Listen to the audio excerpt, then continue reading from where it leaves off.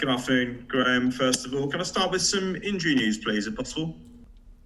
Yeah, no problem. I think only Ali Razor just still recovering from his hamstring. He hasn't trained today, so we'll see how he is tomorrow and the upcoming days. So he's probably the doubt at the moment. Everybody else we seem to be okay. Jose is having another sort of spell with the 23s tomorrow, so he should build up some game time.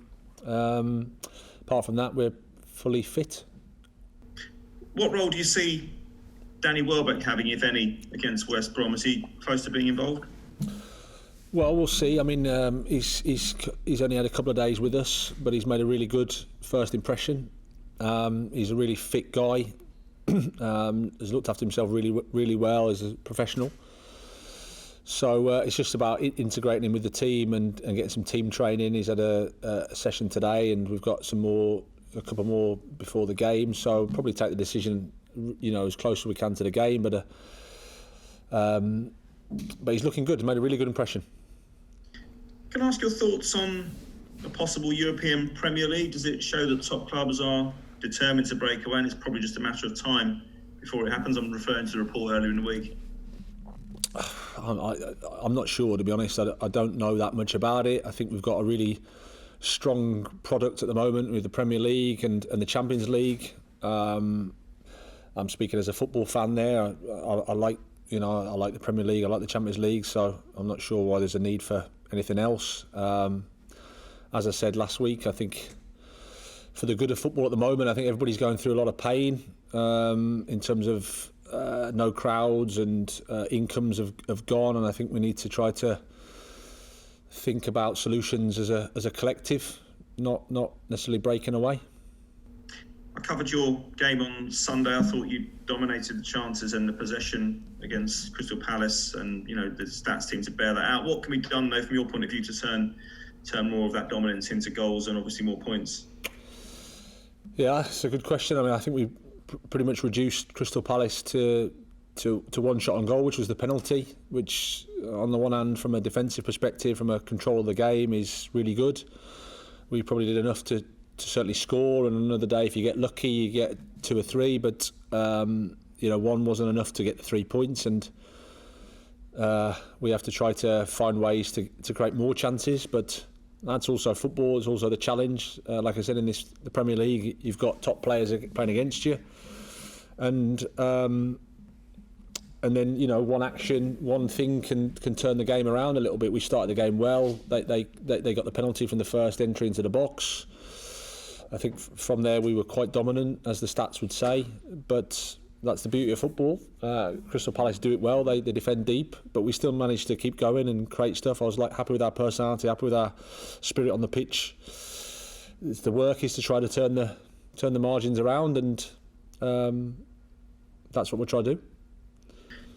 You mentioned the defensive unit there just a few moments ago. You're going to lose Lewis Dunk now, your captain, for 3 games through suspension. First of all, how big a miss will he be, and does it make you want to go back from maybe a back 3 to a back 4? Well, he's been our captain. He's a really important player, a really important person for us. So on that level, of course, he's a miss. But at the same time, that's what you've got a squad for. We've got good players that want to play and waiting to try to help the team. So it gives us those options. And like you say, there's a bit of flexibility there in terms of a back 4 or back 3. We can make that decision later towards the week. But I've been happy with how the team's been functioning recently, and the performances have been good. So reluctant to change too much. But clearly there's not another Lewis Dunk in our squad, because he's our captain and he's a bit unique, but that means you just have to find a different solution, more of a collective solution. You said after Palace that you've now reached the point where you have no expectations of the referee and VAR. Does that, I wonder, make your job more difficult or more stressful on a match day when you can't really second guess what the official's going to do? Well, it's not that I think it's more of a choice, really. You watch it all week, and over the weekend there's always something going on in terms of VAR or the referee, and I don't think that'll ever change, because before VAR it was the referee and the linesman, so now it's just VAR. It's just another another thing. And then from my perspective, I can choose to worry so much about that, or I just carry on and let them get on with it. I think once the referee gives the penalty, then it's hard for VAR to overrule it, and I'm sort of all right with that, to be honest, because I'd rather the referee make the decision on the day. So, and sometimes when you're watching it live, you get all het up and you start to think that it's the referee and it's VAR's fault and everything else, but I can't control them. I can't do anything about them. I can't affect their performance necessarily. I just got to focus on myself and the players, and that's the only way I think we can have any sanity as a coach or as a team. Just finally for me, one of your former clubs on Monday, obviously West Brom, 2 points from 15 available so far. It really is the sort of game you've got to win if you're going to be successful this season, isn't it? Well, I think it's a Premier League game against a team that's fighting, that's earned the right to be here. We played them in pre-season, we drew 0-0, it was a tough game. They've had a draw against Chelsea, it was a good draw for them, and they've recently drawn against Burnley with a clean sheet, so they'll be fighting. Every team in the league is fighting, so we'll try our best to get a positive result, which is 3 points, and we'll see what happens. Thanks for your time, Graham. Cheers. Cheers. Hi Graham, can you hear me? I can, yes. Okay, great. So frustrating not to have picked up more points this season, but from what I saw at open training this morning, still a really great atmosphere among the players. Yeah, I think so. We're happy with the group, happy with the spirit in the group. Like I said, the performance against Crystal Palace, I was happy with in terms of the spirit, in terms of not getting too down when we win a goal down.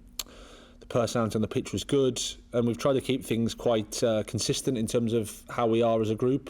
The Premier League can punish you sometimes, so you've got to try to act consistently regardless of the result, whether you win a couple or you don't. And the boys they've always been good, and I think we've got a better and better environment, a better spirit, so that's positive.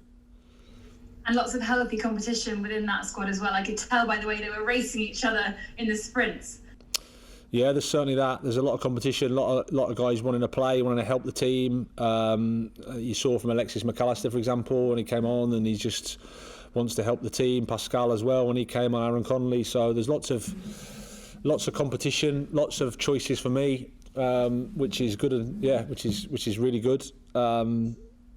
And then it's about making sure that mentality, that collective understanding that we can't just work with 11 players. We need a group, we need a squad together fighting, and we've got a really good togetherness at the moment. And crazy results in the Premier League so far. Do you go into each game thinking anything could happen today? Well, yeah, you go in with the humility that you can certainly lose any game in the Premier League, and you've got to go in with the ambition and the belief that you can win. We're going through a really strange, probably a unique period of time, just generally. So I'm sure that filters into football at some level. But we have to, understand that it's a football game at the highest level. If we're not good, and if we haven't got that little bit of luck, or that margin that needs to go your way, then you can come on the other side of a result. And at the same time, focus on what you need to do, and focus on your performance, and try to improve, and then you've got a chance to win. And how are you finding the empty Amex? Would you still say you have the home advantage at the weekend? Well, we're at home, so there is a slight advantage. I've always thought that the crowd is the real defining factor in terms of what's an advantage or not.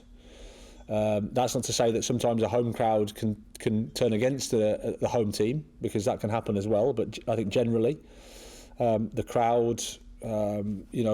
Why Anfield is Anfield, for example, is not because of the changing rooms, it's not because of the grass, it's because of the supporters, and that's what we're all missing, and we're all having to deal with. And it's the longer it goes, the more concerning it is for football in general. But as coaches and players, there's nothing we can do about that. We've just got to try and get on with it as best we can. Finally, just one on Danny Welbeck. You said he's making a good impression, doing well in training. Have you had a chance to have a chat with him and tell him what you want from him, what you're expecting from him this season? Yeah, I spoke with him, before he signed for us. So there's a conversation there, and now we're just letting him, settle in and first couple of days with the team. So we're delighted with the fact that he's here. I think he brings a lot to the group on and off the pitch. And our challenge now is just to help him get up to speed, because he's not been training with the team for a while. We need to get him up to speed to play in the Premier League, and if we do that, I think we've got a really good player with us. You look pretty speedy today. Thanks a lot, Graham. Cheers. Hi there, Graham. Just on the captaincy thing, have you made, injury permitting, have you made a decision on your captain for Monday? Well, I think we've still got a bit of time as well. A few thoughts in my head, but nothing. I've not devoted that much time to it at this stage, Johnny, to be honest. I'll speak with the guys as well, Bruno and Billy and Björn, and we'll make a decision based on the team selection as well. So, just another thing to think of. In terms of the role of a captain, I mean, abroad it isn't a massive thing to them when they play in other countries. How do you see the role of the captain, or is it more a point of just having voices amongst the group? I think it's on some levels it's important, because he's the figurehead of the group, and he's someone that people can look up to, and he represents the club. He comes with a lot of responsibility. On the other hand, you want to develop leadership within the group and not rely on a title to sort of facilitate that. And I think that's something that we've been trying to do just generally as a across the board, trying to develop that responsibility collectively, and the individuals within that. Some are more vocal than others.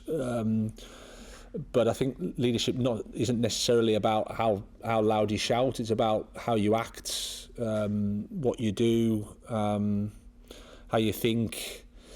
So it's something that we've been trying to work with as a collective. I think we made some good steps, certainly post-lockdown. And as I alluded to earlier, the group's in a really good place. Spirit's really good. Togetherness is really strong. It's probably as good as we've had. So it's quite a nice environment to select somebody from. Yeah. Just one on your opposition, West Bromwich Albion, promoted. What have you made of them and the squad that they have at the start of this Premier League season? Well, I think they've strengthened from their promotion. They earned the right with the squad that they had to be here. I think it's not easy these times for anybody to necessarily strengthen, and things are good players are wanted by lots of people. So that's the challenge. They're fighting to get points in the league. They've picked up a couple of draws at Chelsea against Chelsea and Burnley. So they're here on merit, and they'll be fighting to stay in the league, I'm sure. Experienced manager, really good club. I like West Brom a lot. Struck me as always a good football club with a good fan base and good people around the club. So they'll be desperate to do well and stay in the league.